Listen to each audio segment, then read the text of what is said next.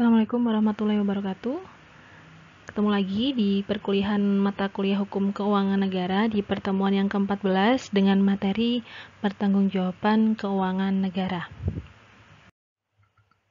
Baik, selanjutnya kita akan membahas mengenai pengelolaan keuangan, bagaimana kok pada akhirnya bisa muncul yang namanya sebuah pertanggungjawaban. Jadi, kepala pemerintahan itu dipegang oleh presiden, di mana presiden ini memiliki atau memegang kekuasaan dalam hal pengelolaan keuangan negara. Presiden dalam hal ini dilekati dengan dua kewenangan, yaitu kewenangan umum dan juga kewenangan khusus. Kewenangan umum misalnya adalah dalam hal penetapan arah strategi, prioritas, kebijakan, di mana semuanya itu terkait dengan APBN. Sedangkan untuk kewenangan khusus, ini misalnya kebijakan dalam hal teknis pengelolaan APBN, pembahasan hasil sidang kabinet pada saat pembentukan RUU APBN menjadi APBN, kemudian merinci anggaran-anggaran yang ada dalam APBN.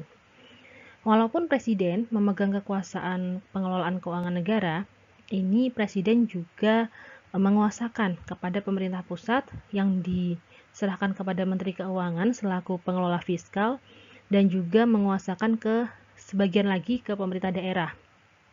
Dalam hal ini adalah kepala daerah, bisa gubernur, wali kota, maupun bupati. Walaupun ada pembagian yang berbeda kepada pemerintah pusat dan juga pemerintah daerah, tapi semua pihak, baik pemerintah pusat maupun pemerintah daerah ini harus sama-sama mempertanggungjawabkan pengelolaan keuangan negara yang sudah diserahkan dari presiden kepada Menteri Keuangan selaku wakil pemerintah pusat dan kepala daerah selaku wakil dari pemerintah daerah. Nah, di dalam laporan pertanggungjawaban pelaksanaan maupun pengelolaan keuangan APBN maupun APBD ini ada 4 poin yang harus dilampirkan ketika laporan pertanggungjawaban keuangan ini nantinya diserahkan kepada pemerintah pusat, yaitu ada laporan realisasi anggaran, neraca, laporan arus kas, dan catatan atas laporan keuangan. Yang pertama ada laporan realisasi anggaran. Jadi laporan realisasi anggaran ini merupakan laporan yang di dalamnya terdapat perbandingan antara realisasi pendapatan, kemudian dengan belanja maupun estimasi pendapatan yang telah ditetapkan pada awal tahun. Jadi membandingkan antara estimasi perkiraan pendapatan anggaran yang ada di dalam APBN dengan realisasi yang dilakukan atau yang digunakan di dalam anggaran tersebut. Apakah antara estimasi perkiraan yang telah direncanakan itu sesuai dengan realisasi penggunaan anggarannya. Kemudian neraca. Neraca ini biasanya terkait aset. Jadi mencatat aset yang ada di kementerian, lembaga maupun institusi. Aset ini tidak hanya berupa uang, bisa sumber daya manusia, infrastruktur, modal, saham, di mana di situ nanti dibandingkan apakah aset yang ada di dalam suatu kementerian, lembaga, institusi ini penggunaannya sebanding lebih banyak atau lebih sedikit daripada pengeluaran anggaran yang dipergunakan. Yang ketiga adalah laporan arus kas. Ini biasanya berisi tentang aliran dana masuk dan dana keluar. Jadi dana masuk berapa, dana keluar berapa, nanti saldonya ini yang menjadi patokan apakah mengalami suatu kerugian atau bahkan mendapatkan suatu keuntungan. Sedangkan yang keempat, catatan atas laporan keuangan, ini biasanya berisi tentang hasil audit atau catatan yang diberikan dari BPK setelah mengaudit suatu institusi, lembaga maupun kementerian. Yang nantinya keempat poin ini wajib untuk dilampirkan pada saat laporan pertanggungjawaban keuangan APBN maupun APBD akan diserahkan dari masing-masing institusi, lembaga maupun kementerian kepada Menteri Keuangan. Selanjutnya adalah laporan keuangan pemerintah. Di sini bahwa pemerintah pusat ini setelah dilakukan audit oleh BPK, maka hasil audit akan dilaporkan kepada DPR. Sedangkan pada tingkat pemerintah daerah, ini setelah dilakukan audit oleh BPK, juga akan dilaporkan kepada DPRD. Selambat-lambatnya adalah 6 bulan setelah berakhirnya tahun anggaran yang bersangkutan. Jadi misalnya tahun anggaran berakhir Desember, berarti paling mentok maksimal itu bulan Juni harus segera dilaporkan. Yang pusat kepada DPR, sedangkan yang daerah itu kepada DPRD. Di mana untuk yang pusat ini nanti yang menyampaikan adalah dari pimpinan unit organisasi Kementerian Negara. Kemudian untuk daerah ini oleh Kepala Satuan Kerja Daerah. Nah, dengan adanya laporan keuangan pemerintah hasil audit dari BPK ini, tujuannya adalah sebagai upaya mewujudkan adanya transparansi dan juga akuntabilitas dalam pengelolaan keuangan negara. Selain itu, tujuan lain adalah untuk menyediakan informasi bagi pengambilan keputusan oleh pemerintah. Apakah hasil audit ini nanti yang ditemukan bisa menentukan suatu instansi, lembaga atau kementerian ini dapat mengelola keuangan dengan baik ataukah tidak. Selain itu, dengan adanya laporan keuangan pemerintah ini juga dapat menunjukkan akuntabilitas atau pertanggungjawaban sumber daya manusia yang sudah dipercayakan kepada pemerintah, apakah dapat mengelola keuangan negara dengan baik ataukah tidak. Nah, dari hasil audit ini nantinya masyarakat juga dapat mengetahui karena akan dipublikasikan kepada masyarakat bisa via website maupun media-media yang lain. Selanjutnya mengenai akuntabilitas pengelolaan keuangan negara atau pertanggungjawaban dalam pengelolaan keuangan negara. Jadi pengguna anggaran atau pengguna barang ini bertanggung jawab atas pelaksanaan kebijakan yang ditetapkan dalam Undang-Undang APBN maupun Perda APBD. Sehingga karena ada pertanggungjawaban, maka juga ada sanksi yang diberlakukan sebagai upaya preventif atau upaya pencegahan jangan sampai terjadi hal-hal yang tidak diinginkan maupun upaya represif atau sudah ada pelanggaran sehingga wajib untuk dikenai sanksi. Nah, dalam pasal 55 Undang-Undang Nomor 1 Tahun 2004 tentang Perbendaharaan Negara, di sini dinyatakan bahwa Menteri Keuangan selaku pengelola fiskal menyusun laporan keuangan pemerintah pusat, kemudian disampaikan kepada Presiden. Jadi, Menteri Keuangan ini yang menyampaikan laporan-laporan keuangan dari berbagai kementerian, instansi, lembaga yang ada di pusat, di mana sebelumnya laporan keuangan ini harus berisi yang sudah kita bahas tadi, ada laporan realisasi anggaran, neraca, kemudian ada laporan arus kas, dan juga ada catatan atas laporan keuangan. Jadi sebelumnya pemimpin lembaga-lembaga kementerian maupun institusi ini harus menyampaikan laporan keuangannya tadi kepada Menteri Keuangan selambat-lambatnya 2 bulan setelah tahun anggaran berakhir. Jadi dilakukan audit dulu oleh BPK, lalu hasil audit ini disampaikan dalam bentuk opini, kritik, saran, masukan di dalam catatan atas laporan keuangan. Di mana catatan atas laporan keuangan ini kan menjadi salah satu dari 4 poin yang harus atau wajib dilampirkan ketika akan melaporkan laporan keuangan. Sehingga setelah 2 bulan masa anggaran berakhir, berarti bulan Februari itu batas akhir bagi kementerian, lembaga maupun institusi untuk menyampaikan laporan keuangannya kepada Menteri Keuangan. Sehingga Menteri Keuangan nanti akan menyampaikan kepada Presiden, dan oleh Presiden nanti akan disampaikan kepada DPR.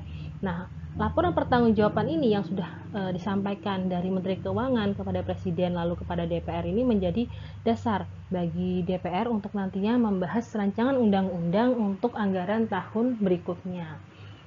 Di dalam sidang kabinet yang melibatkan peran DPR, kemudian Menteri Keuangan, dan juga perwakilan dari masing-masing lembaga, institusi maupun kementerian yang sudah melaporkan laporan keuangannya.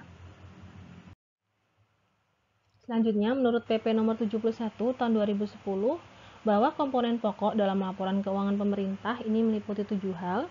Yang pertama ada laporan realisasi APBN, ini sama dengan laporan realisasi anggaran yang berisikan perbandingan antara realisasi pendapatan dengan estimasi pendapatan dalam suatu anggaran APBN. apakah antara estimasi pendapatan yang sudah direncanakan atau disusun ini sesuai dengan realisasi pendapatan yang pada akhirnya terjadi dalam suatu anggaran APBN. Yang kedua, laporan perubahan saldo anggaran lebih ini biasanya berisi tentang saldo tahun sebelumnya, saldo anggaran tahun sebelumnya.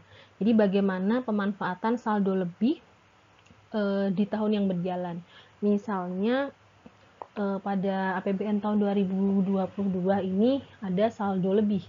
Sehingga kalau ada saldo lebih atau surplus, ini kan masuk ke anggaran tahun berikutnya, yaitu di tahun 2023. Nah, ini di tahun 2023 nanti akan dijelaskan, dilaporkan bagaimana pemanfaatan saldo lebih ini di tahun 2023. Dipergunakan untuk apa?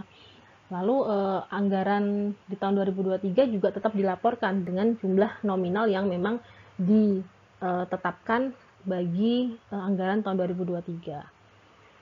Kemudian yang ketiga, ada neraca. Neraca ini tadi sama, yaitu membahas tentang aset baik modal, saham, sumber daya manusia, institusi, maupun anggaran yang ada di dalam suatu institusi, lembaga, maupun kementerian.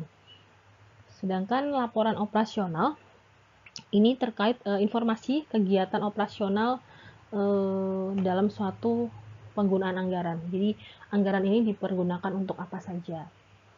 Yang kelima, laporan arus kas ini tadi sama, yaitu tentang aliran dana masuk dan dana keluar dengan hasil saldonya nanti menyatakan bahwa terjadi keuntungan maupun kerugian. Yang keenam, ada laporan perubahan ekuitas. Ini memberikan informasi tentang perubahan modal akibat adanya penambahan atau pengurangan. Nah, kalau penambahan ini biasanya kan karena ada untung atau ada laba, berarti modalnya juga bisa bertambah. Sedangkan kalau ada kerugian, nah ini modalnya bisa berkurang. Ini masuk ke dalam laporan perubahan ekuitas. Yang ketujuh, catatan atas laporan keuangan ini tadi sama, yaitu berisi tentang hasil audit dari BPK terhadap suatu kementerian, lembaga, maupun institusi. Kemudian, pertanggungjawaban keuangan pemerintah daerah ini diatur di dalam pasal 156 Undang-Undang Nomor 32 Tahun 2004 tentang pemerintahan daerah. Jadi, terkait keuangan pemerintahan daerah ini, kepala daerah yang bertanggung jawab untuk melaporkan laporan penyelenggaraan pemerintah daerah kepada pemerintah serta menginformasikan kepada masyarakat. Kemudian laporan Raperda atau rancangan peraturan daerah tentang pertanggungjawaban pelaksanaan APBD ini kepada DPRD berupa laporan keuangan yang telah diperiksa BPK paling lambat 6 bulan setelah tahun anggaran berakhir. Jadi laporan penyelenggaraan ini dilakukan oleh gubernur, kemudian disampaikan kepada presiden melalui Mendagri atau Menteri Dalam Negeri, di mana pengawasannya ini tetap dilakukan oleh DPRD dan juga masyarakat. Pengawasan ini dilakukan yaitu sejak tahap persiapan penyusunan APBD, ya. Jadi sebagai upaya preventif atau pencegahan jangan sampai terjadi pelanggaran atau hal-hal yang tidak diinginkan di dalam pengelolaan anggaran daerah. Tujuan lainnya adalah supaya lebih terarah dan juga terkendali, sehingga dengan adanya pengawasan dari DPRD maupun masyarakat ini dapat menjadi tolak ukur keberhasilan apakah suatu daerah dapat mengelola keuangan daerahnya dengan baik dan sesuai dengan aturan yang telah ditetapkan. Selanjutnya, mekanisme pembendaharaan daerah. Jadi setelah peraturan daerah APBD terbit, ini Satuan Kerja Perangkat Daerah atau SKPD wajib menyusun yang namanya DPA atau Dokumen Pelaksanaan Anggaran, yang disusun secara rinci menurut klasifikasi organisasi, fungsi, program, kegiatan, jenis belanja, yang disertai dengan indikator kinerja. Kemudian perlu SPD atau surat penyediaan dana untuk menyatakan tersedianya dana untuk melaksanakan kegiatan dan memulai melaksanakan kegiatan yang menjadi tanggung jawab masing-masing satuan kerja. Jadi dengan adanya DPA yang disusun oleh SKPD ini berarti ada rencana dana yang akan dianggarkan di dalam suatu anggaran daerah. Jadi kalau di pemerintah pusat ini pelaksanaan APBN itu bisa dimulai setelah ada yang namanya DIPA atau Daftar Isian Pelaksanaan Anggaran. Jadi setelah ada DIPA, maka APBN di pemerintah pusat ini sudah bisa untuk dibagikan kepada satuan-satuan kerja di instansi, lembaga maupun kementerian, atau APBN sudah bisa dilaksanakan. Tapi untuk yang di pemerintah daerah, ini selain sudah membuat dokumen pelaksanaan anggaran atau DPA, ini wajib membuat lagi yang namanya surat penyediaan dana atau SPD, agar APBD di daerah itu bisa dibagikan ke satuan-satuan kerja yang ada di pemerintah daerah. Jadi tidak langsung bisa berlaku atau dipergunakan layaknya APBN yang ada di pemerintahan pusat. Kemudian ada sistem pelaksanaan anggaran daerah. Ini pelaksanaannya oleh satuan kerja, ada sistem penerimaan dan sistem pembayaran. Jadi untuk sistem penerimaan ini harus ada setoran yang dilakukan oleh bendahara umum di masing-masing instansi, lembaga maupun kementerian ke rekening kas umum negara kalau yang pemerintah pusat. Sedangkan untuk yang pemerintah daerah ini disetor ke rekening kas umum daerah selambat-lambatnya pada hari berikutnya. Sedangkan yang kedua, sistem pembayaran ini terdapat dua pihak, yaitu pengguna anggaran atau pengguna barang dan juga bendahara umum negara maupun bendahara umum daerah. Dimana cara membayarnya itu bisa secara langsung, ini biasanya belanja dengan nilai yang nominalnya besar. Kemudian dengan secara uang persediaan, ini berarti belanja yang nilainya dengan nominal kecil. Nah, itu tadi pembahasan tentang pertanggungjawaban keuangan negara. Jika ada pertanyaan bisa ditanyakan melalui WA atau bisa disampaikan melalui komentar yang ada di kolom komentar YouTube. Terima kasih. Assalamualaikum warahmatullahi wabarakatuh.